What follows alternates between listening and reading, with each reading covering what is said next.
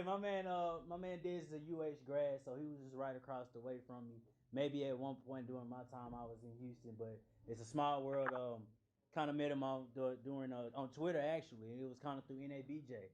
I have yet to join yet, but he's been encouraging me to do so. But he put me on to a lot of other people in this field, and it's been a treat being able to know him for I think at least the past year or so.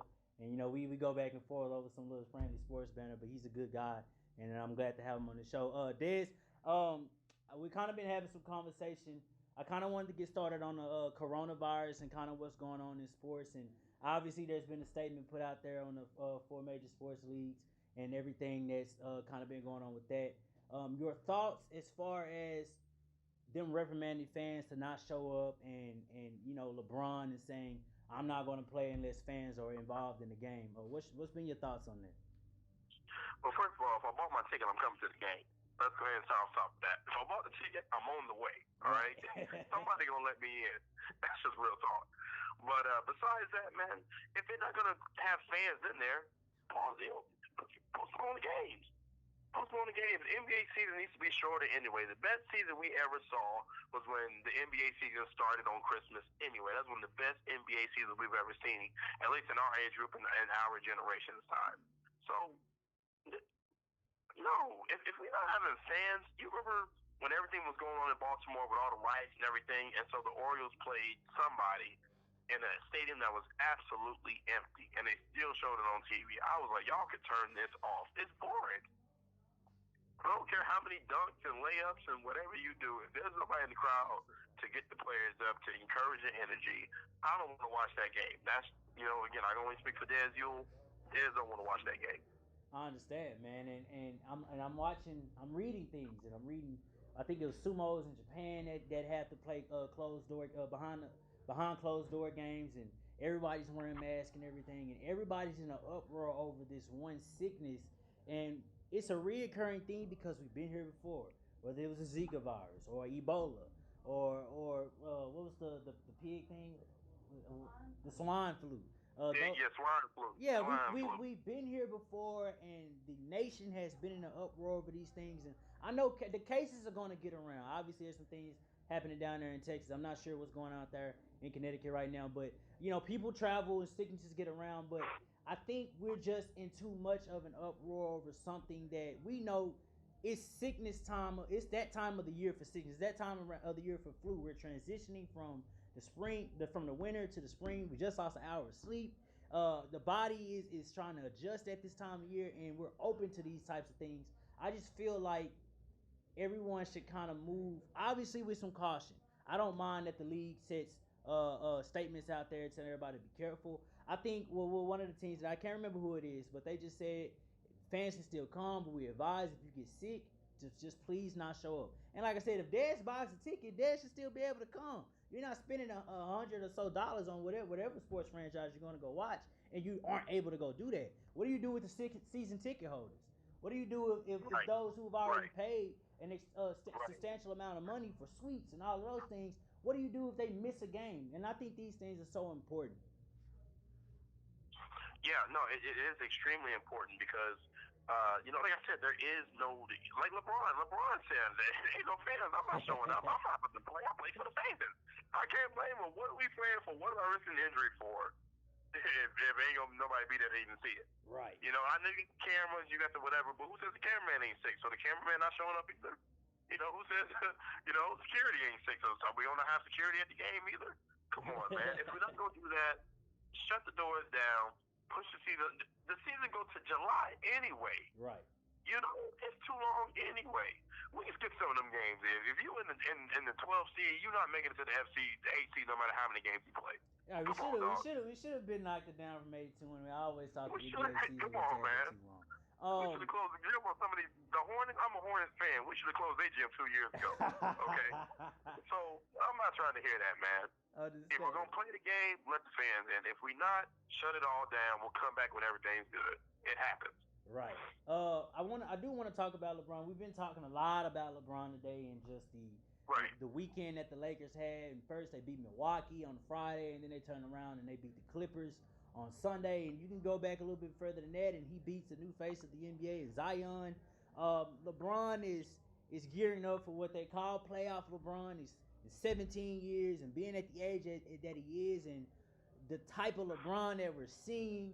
What did the Lakers show you over the weekend after those two crucial wins? They show you that they have the best basketball player in the world on their team. Straight up. Straight up. And don't get me wrong, I don't care what side of the LeBron, Jordan, Kobe argument you own. I love Jordan. I love Kobe. Rest in peace. I love Bron. But people disrespect Bron like this man ain't the baddest man on the planet. They've been the baddest man on the planet since 10, 12 years ago. Right. You know, all the thing is, look, there's consistency here. You look at the Milwaukee game, LeBron put up 37, 8, and 8. You go to the Clippers game, LeBron put 28, 9, and 7. The boy is showing up to every game. He's showing up to every game. Take LeBron off that team. Tell me what the Lakers do. Even with Anthony Davis. Put Paul George and Anthony Davis in there. They're still not going to win as many games. I'm sorry. No, I agree. I think, straight up. I'm watching a guy with a lot of subtleness to his game, a lot more finesse. I think LeBron obviously we could say he's definitely hands down one of the smartest players IQ-wise in the NBA. My man Trey and Chris was mentioning earlier that him coming being one of the first dominant players in the league. And now I got my own opinion about LeBron James. I said LeBron ain't winning no championship. I said the Clippers, and I stand by that the Clippers will be able to best the Lakers in 7. And I think that the game Sunday is just a preface to what we're going to see in the championship, in the Western Conference Finals. I'm sorry. But how big or your actual expectations of the Lakers if they have to see the Clippers again in a best of 7? So here's my thing, because today I'll wake up and say, you know what, Lakers are the better team in LA. But then tomorrow I'll say, damn, you know who actually is? The Clippers. Exactly. What scares me about the Clippers is we have yet to see Paul George and Kawhi consistently play together. Right. Somebody sits, somebody's on the court. Another person sits, another person's on the court. So, and they're winning. They're winning. So I'm like, okay, so when they play together for 7 games straight, if it goes 7, are they going to be dominant, or are they going to not be able to work? Are they going to be more like Harden Westbrook, who's working sometimes? You know what I mean? Mm-hmm. We don't really know. And so it's hard for me to give a true opinion. And because of that, when it comes down to the stretch, the one thing I got to give the Lakers the edge up on, everybody's been playing consistently together. So that chemistry won't have to be made at the last minute in the playoffs. They already got it. They already got it with the Lakers. So, this is one thing I couldn't put money on. I can tell you that for a fact. I really just don't know. If I had to choose, I'll say the Lakers, because they're playing together really well, and LeBron is looking like he's back. I can't say Miami LeBron. That was different.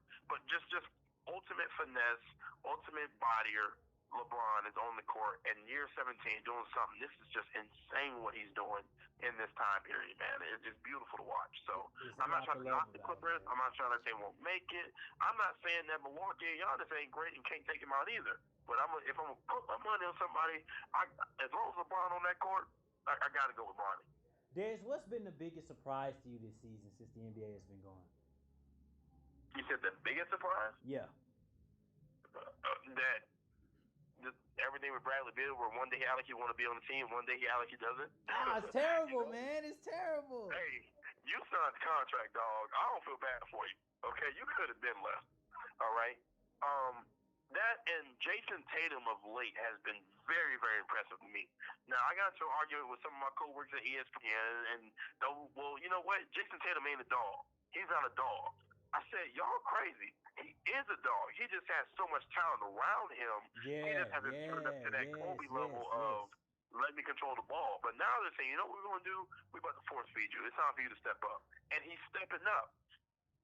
Straight up, he's stepping up. I think we saw this coming with Jason Tatum, though, and I loved when the Lakers got him, and I love the supporting cast around him and Kemba and all those guys up over there. Obviously, the Celtics are one of the most well-rounded teams in the NBA, right? And you could throw the Lakers or the Clippers or those guys in there that sound offensively and defensively. And I can recall that the game that Jason Tatum had against LeBron, I want to say it was the last year or the year before that. Jason Tatum, I think he's one of the guys where you look in the next 2 years Because some of these guys, obviously the NBA and these core players coming in, they're fairly young. But you looking in the next 2 years, I would throw Jason Tatum in my top 10. And that's after, say, LeBron may say, hey, I hang it up in the next year or two. And then we kind of shuffle around the top 10 list. Obviously, KD kind of comes back in the fold. I didn't get into this, and I'm sorry to kind of cut off for that. I had some notes down regarding Kyrie and the Brooklyn Nets. Right. Is Kyrie a cancer? Because we go back to the Cavs. He didn't want to be in LeBron's shadow. Then we go to the Celtics. He can't stay healthy, and the Celtics seem to play better when he's not on the court. We come to the Brooklyn Nets. If I'm correct, they're 8-12 when he's actually playing. He's played in 20 games this season. What do we even make of Kyrie at this point? So it's funny because I was just talking about this with somebody, and you know, this ain't scripted. You didn't tell me to bring this up. Kyrie is literally one of the most talented players I've ever seen. Period. I'm talking from Duke, from all the way through every team he's played for. Dude was a hooper. But man, when it comes to holding responsibility, I don't trust him to do it. I don't. I'm not going to use the C word. I can't say cancer. You know what I mean? He's not a cancer. I can't give him that level. That's a different level. You know what I'm saying? That's yeah, that's that. But am I rushing for him to come and be my point guard? No, not really. Because I don't know if the headache is worth the talent. I truly don't. I'm sorry. It's hard for me to say. Yeah, he's the best point guard in the league. When first I actually want my point guard to be on the court every now and then. For one, and two, you can be a harsh leader and still be a leader. I don't get that from him because when I think of a harsh leader, again, I think of Kobe. Okay, cool. I think of Chris Paul, who is well known for being a hard ass, but at the same time, the man produced. I hate how the Rocket situation ended. He just kept getting hurt at the end, but he played all season. When the Harden was off, Chris Paul was on. And we know about Chris Paul with the Pelicans. I mean, with the Hornets/Pelicans. Oh man, so it's just hard for me to say that Irvin's that dude, but I also can't give him the cancel label. He ain't that bad now, He ain't, Hennessy, what's his name from back with the Pacers and all them back in the day, I feel Meta World Peace, Ron Artest. He ain't Ron Artest, Hennessy, Ron Artest, but he damn sure ain't Chris Paul. I feel with Kyrie. And I think it was very evident with LeBron that if you're looking for the best number 2 around, then you go get Kyrie Irving. And obviously, I don't think it was a set expectation that the Nets would obviously make the play. I know they was hanging around in the top 8 seeds for a little while. But KD was supposed to come in and be the guy, and then Kyrie be his Robin to KD's Batman. And that's how the Brooklyn Nets would be successful. But again, I knew when the Nets would have to rely on Kyrie to keep them in the mix. I said that wouldn't happen because I know how Kyrie gets. This is the fluctuation of attitudes every now and then, and obviously he wasn't getting along with the coach, and the coach and the team say they agreed to part ways, and then Kyrie may have something to do with that. I'm just not a big fan and I love Kyrie. I really do. I love Kyrie. I'm just not a big fan of the stories going around and the most things that we hear. And of course, you never know what's to be true and false until you're actually talking to the guy himself and he tells you out of his mouth. But I just needed to kind of get that whole opinion things regarding Kyrie. I gotta ask you about them Carolina Panthers, man. And, hey man, don't bring up my train wreck of a team, man. Hey man, Cam. Cam. Man. Trust me. Well, let me explain something to the listeners. Yes. I'm from Texas. I went to high school in Dallas, went to college in Houston. I love Texas, but I am a Carolina boy. I'm a Hornets fan. I'm a Panthers fan. I'm from Charlotte. Dog, we are the worst state in sports right now. Between that and then even the Tar Heels trash. I have never seen the Panthers team. I love the Tar Heels. I'm a Carolina Panthers, man. I'm frustrated and happy all at the same time every day. I don't understand. I'm confused about my team. I don't know whether to be happy, whether to be mad, whether to break something. I don't know, man. When I'm looking at this Panthers team, and I think there were flashes last year. New quarterback steps in. I apologize. Name on the tip of my tongue. Brandon Allen, correct? No, Kyle Allen. Kyle Kyle Allen. went to Houston, by the way. Kyle And Allen. so he went to A&M and he went to Houston, so he's a Texas boy. Yeah, we're looking at it's like 3,000 Allens that playing quarterback in the league right now. Right. But Kyle Allen, he steps in for Cam Newton, and the you guys go on like about a 3-game win streak, and the defense is playing really well, and then things just kind of tend to falter along the way. What happened kind of in the back half of the season for the Panthers? Well, I mean, first of all, one, I think Allen got figured out a little bit, and they figured out we didn't have any offense besides McCaffrey. Now, we got two talented receivers in DJ Moore and Curtis Samuel. Curtis Samuel is super fast, good route runner, but he was the most mistargeted receiver in the NFL according to PPF, I believe. Right. Because I believe so. Don't hold me to it, but I believe that's what it said. Late night. But I believe I said it. So the talent's there in Carolina, but we have a quarterback who can quality get you that ball the way you need to. I don't care how good or bad the defense is, you're gonna lose games. And then when people forget about Cam, when they talk about Cam, if you're not a Panthers fan, you're not watching every game. 2 years ago, Cam was 6-2 and was having the most accurate season of his career. Literally his career. Better than his MVP season, better than anything else that man has ever done. He was throwing the ball. It wasn't his feet. We played Steelers. TJ Watt hits his man directly in the shoulder. He was injured the rest of the season, so you fell from there. Come back the next season. Shoulder actually looked good, but you get a Liz Frank injury in the Patriots game in preseason. We played like 3 snaps, but they had Liz Frank. Completely unconnected, completely, had nothing to do with that shoulder, and all of a sudden now Cam Newton's washed. I think that's bull, man. Right. Cameron Watt, he just had 2 injuries back to back.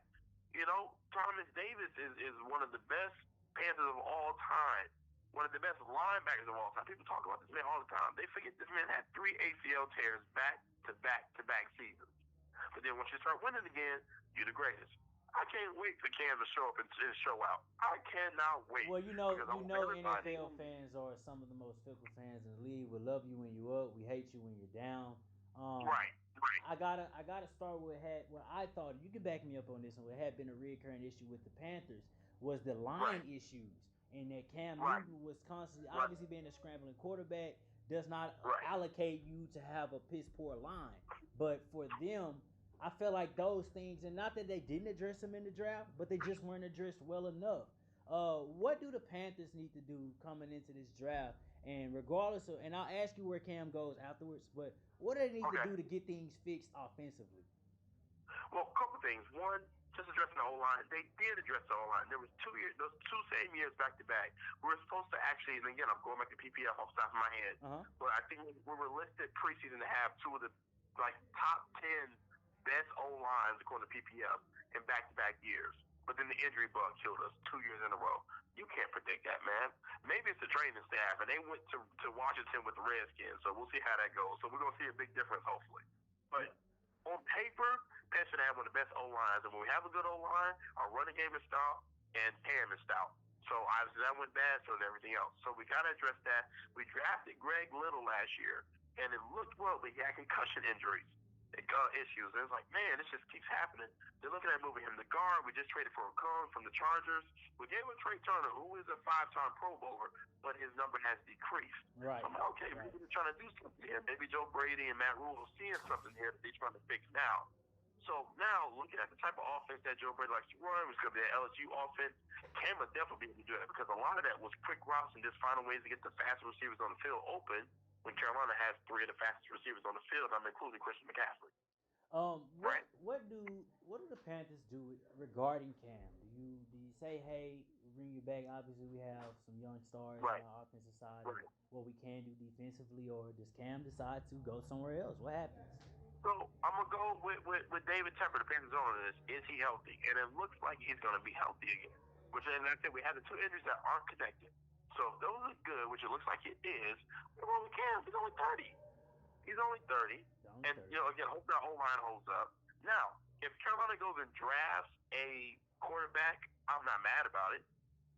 I'm not mad about it at all, But again, And either they can take a, they say, you know what, we're gonna run with Cam and we take a reach for Jordan Love, or maybe we say, hey, we'll get Jalen Hurts out of like the third round. I'm fine with that. I'm not mad at us for being prepared. But if Cam is healthy, that man is MVP quality every year that he's healthy. You keep him and you just add more pieces around him. You get some more receivers out of free agency. The Jets were talking about moving Robbie Anderson, who yeah.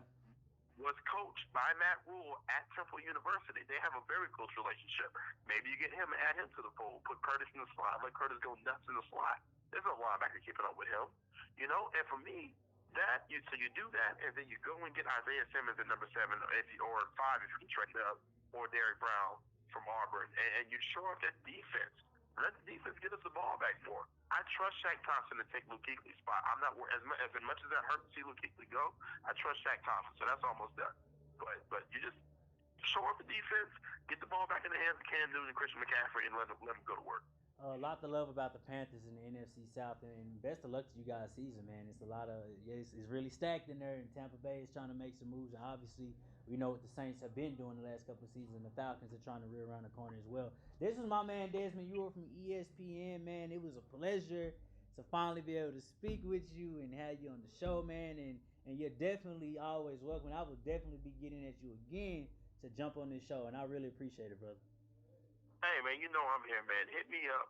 All right, y'all follow me on Instagram and Twitter, Dez Ewell Media, DEZEWELL Media.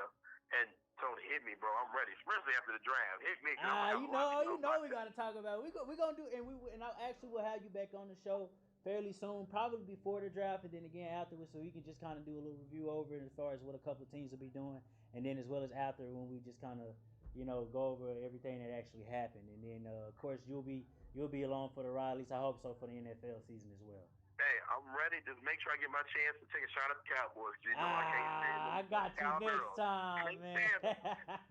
I got you next time. I can't stand them. I'm going to talk to y'all later, man. All right, man. Des, appreciate you, man. That was Desmond Ewell again from ESPN.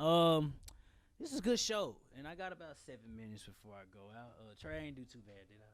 I know there's a lot of talking and stuff going on, but I like the phone calls. The phone calls help me get a lot of things to talk about when I am getting to the point of you hosting a radio show. You know the difficulties it is to have to run a show by yourself. It takes some time. I think I've been doing it for a couple of years now. I don't think I'm too bad at it. I guess I'm gonna go out with this, and you're in the room. You can give me your 2 cents. You as well.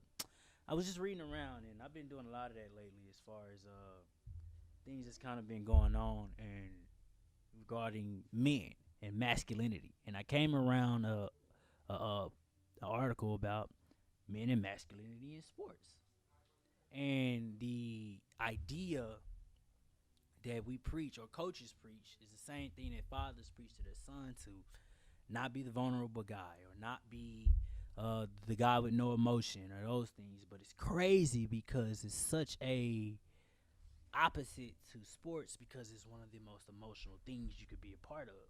You lose a championship game, you cry. You lose in the playoffs, you cry. Like Joel Embiid, you get hurt, you cry. So I felt that, well, it's because the way we've been raised. Yeah, they do frown upon guys. I don't understand why we, in one hand, frown on guys being emotional, but on the other hand, want you to be emotional and express how you And there's the wall of confusion. One side wants. Women have to go through it. No, but that's not what you say, though, because a man has to draw a line in the sand with his emotions. Emotions cloud judgment and thinking, and that's a fact. And for a man, okay, that's what I'm saying. And for a man, he is the one that can be emotional all the time. Nobody should, but the man isn't emotional enough already. He's not. It's a fact. It's a fact. You come on now. Don't do that. Don't do that. And if you have seen, you've only seen it from about a handful of guys. For every 100 men, there's probably only 10 of them that's emotional. That's 10%. It's not necessarily that they're just emotional. It's that they're willing and comfortable enough to express that emotion with you. It's not saying that guys don't